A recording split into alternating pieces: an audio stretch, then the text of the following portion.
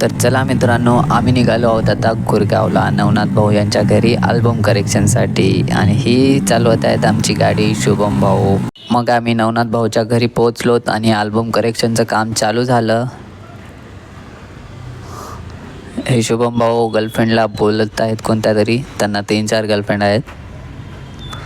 माणसं बोलत आहेत तरी बघायला तयार नाही माणूस.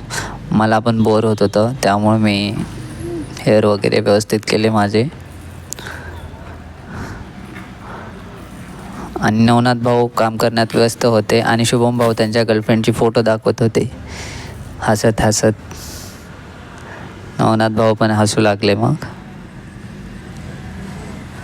नवनाथ भाऊ इकडं बघा नवनाथ भाऊ. झालं, चला मग आमचं करेक्शन. मग आम्ही निघालो परत घराकडे. शुभम भाऊला गाडी चालवून कंटाळा आला होता, त्यामुळे गाडी मी घेतली. मग गाडी निघाली आमची घराकडे. चला बाय.